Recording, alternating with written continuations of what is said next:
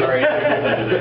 But I think it's cool to say though that we do have a lot of interest from younger kids. Like Brian is downstairs. He's covering the table and he's a little more shy.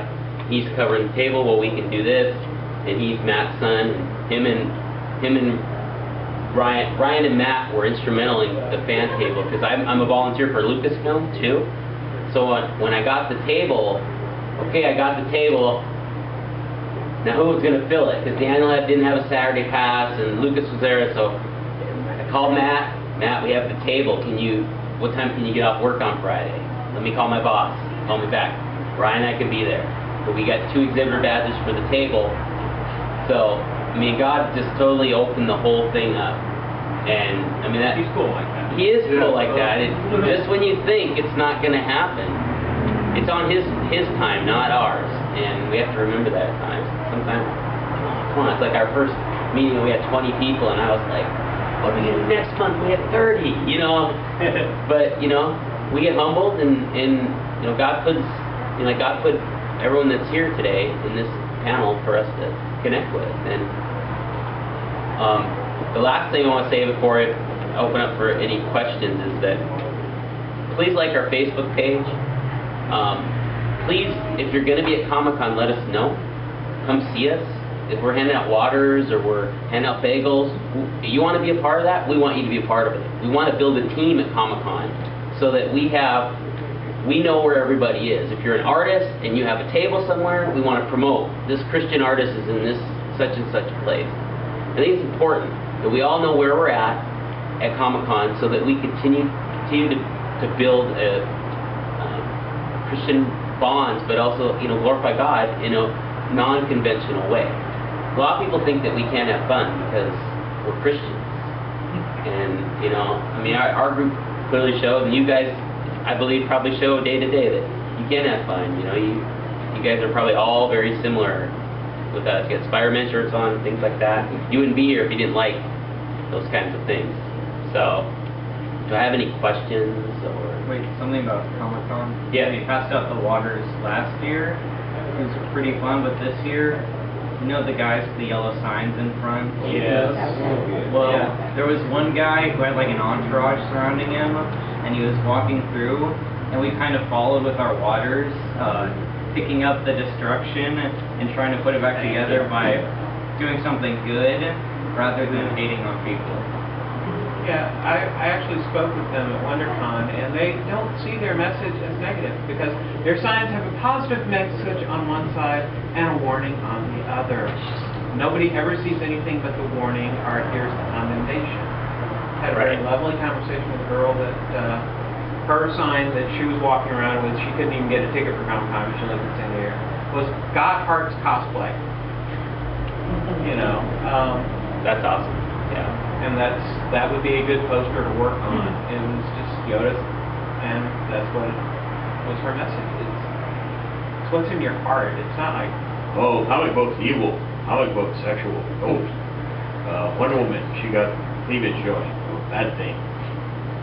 Christianity isn't what you're against, it's what you're for.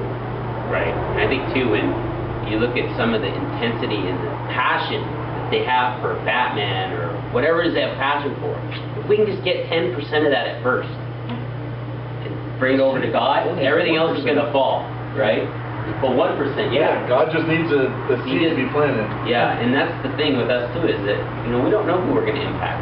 I know we're going to impact people. We don't know, you know, when we interact with people, where they're at with their walk. But hopefully we can help them get to that next step.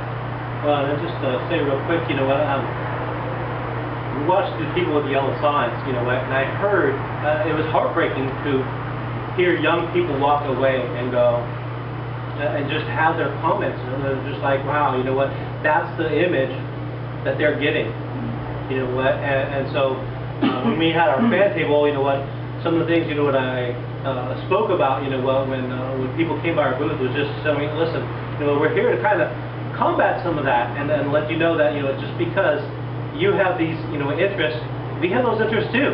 There's nothing wrong with that. You know what, how you approach it and what you do with it is what's most important. Yeah, I get really fired up about that too, because a few years ago, you know, wheeling into Comic-Con. I mean, it's just a lot shorter than he is now, of course. But, you know, we're walking in and it's, you know, the megaphone is, "You are prostitutes, you are," and I'm like going, what? You know, because I'm walking into Comic-Con, you know? Yeah, it's shed some light. Yeah, you had a question in the back, right? Well, I've been going for about 4 years at Comic-Con, and that always troubled me, the guys across the street at the track.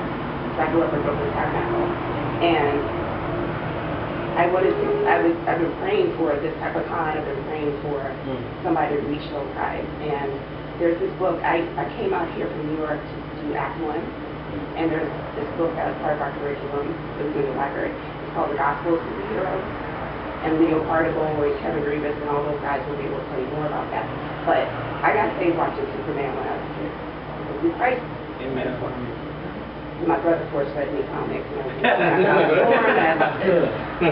But I think it would be great because they see guys, and you could go to them and say, look, did you ever stop and think Kal-El?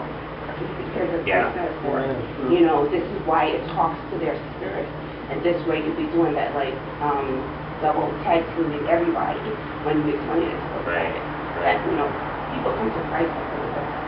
I'm an entertainment and technology attorney, and a couple of people told me devil's advocates didn't work to get them saved and, you know, fireproof. So if you guys get these books called, like, The Gospel of Superheroes, there's a book by Pastor Blue, I forget his exact name, but he does a chapter on each superhero and what kind of That's what we're reading right now. That'd be the one we're reading. Yeah, we're actually doing a study on one where the first chapter was Superman, the second chapter was the Hulk. Yes. And yeah, so that's the one. It's funny because one of the guys in our group said, "I have this book," and we were actually doing Action Bible devotional, and he showed me this book. And I'm like, "Oh, we got it."